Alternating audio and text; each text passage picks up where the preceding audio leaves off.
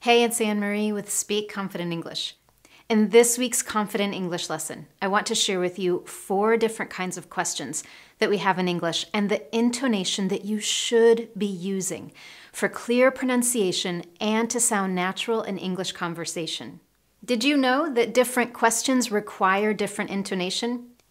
If you listen closely, you'll notice that native speakers use different intonation patterns all the time when communicating, particularly when asking questions. In today's lesson, you'll have the opportunity to learn and practice.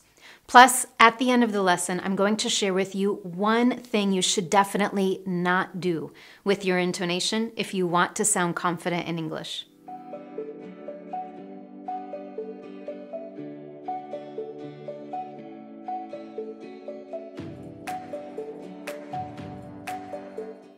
Now first, I know you might be thinking, what exactly is intonation? Intonation plays an important part of English pronunciation. It is the rise and fall of our voice when we speak.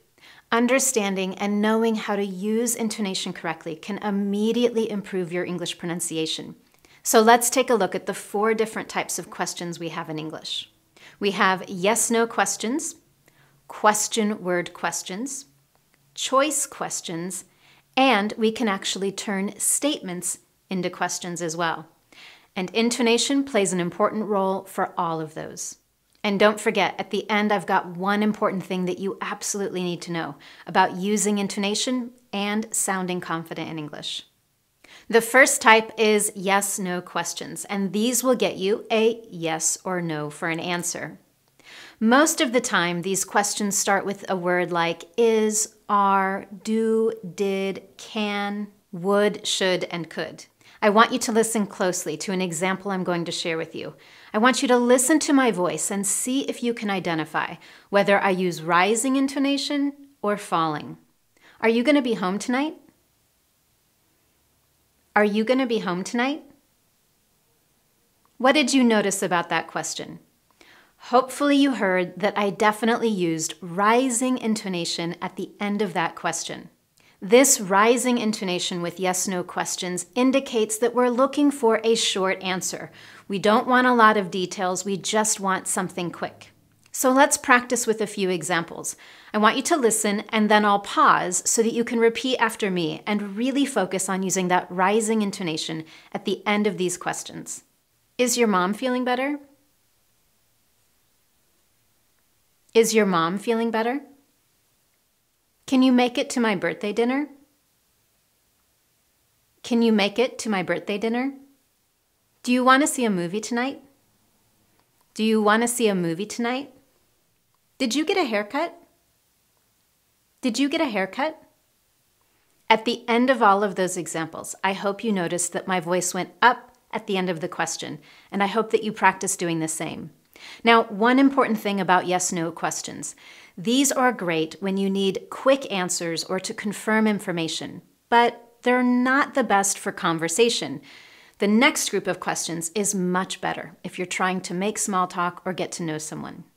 Question type number 2 is question-word questions, and, of course, these start with a question word, like who, what, when, where, why, how many, how often, how much, and so on.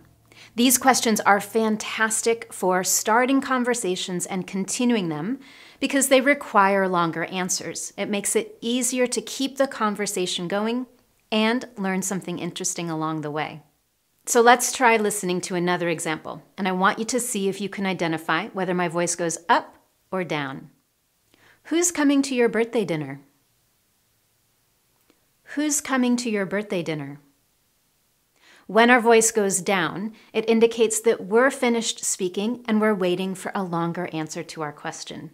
Here are some more examples, and again, I want you to listen and then repeat after me and focus on using that falling intonation at the end of these questions.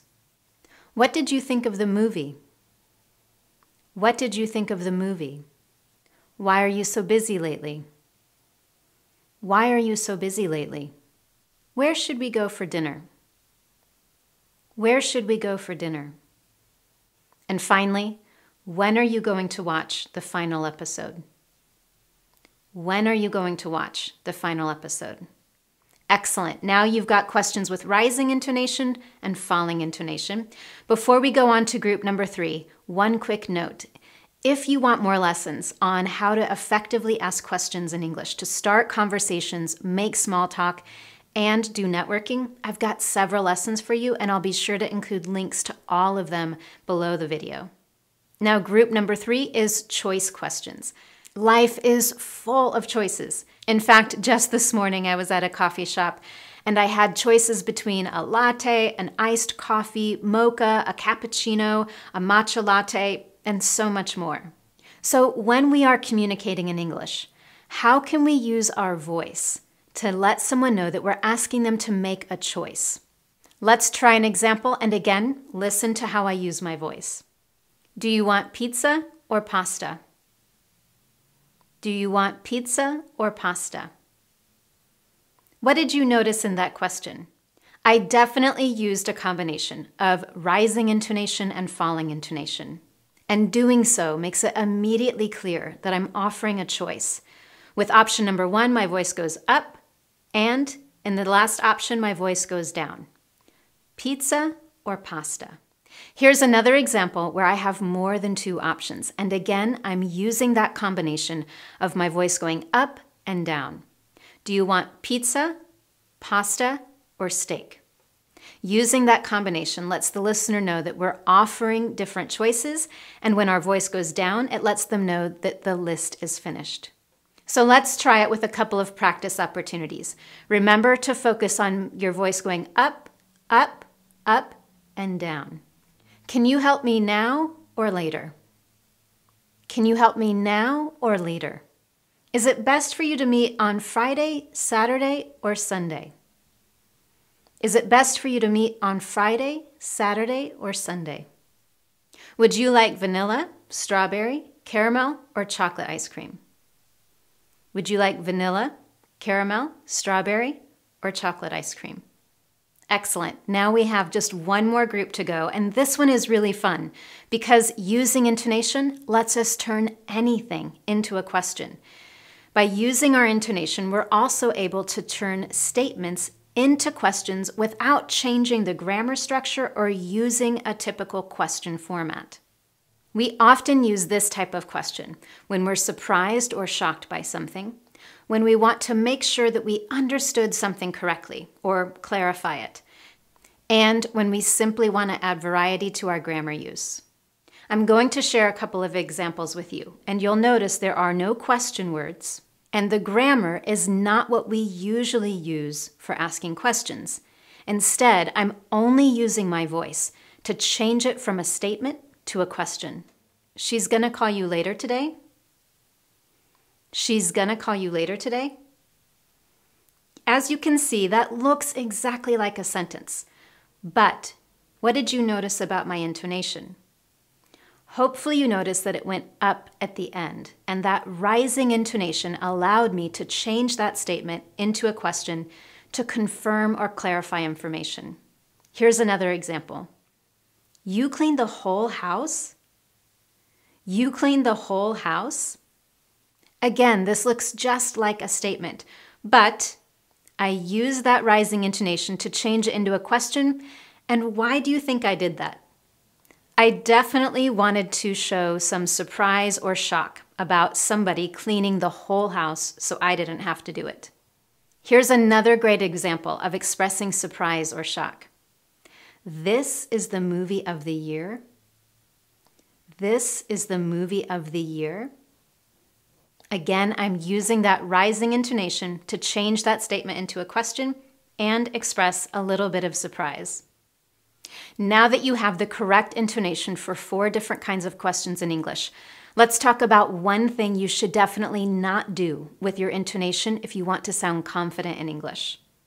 If you consistently use rising intonation at the end of phrases or sentences when they are not questions, it will make you sound less confident when you're communicating, or it will make you sound unsure or unprepared. Using this particular intonation pattern is called uptalk or upspeak in English, and it's something you definitely want to avoid. I'll give you an example of how it sounds. Using rising intonation, at the end of every phrase or at the end of every sentence can definitely undermine your credibility and make you sound less confident when you speak.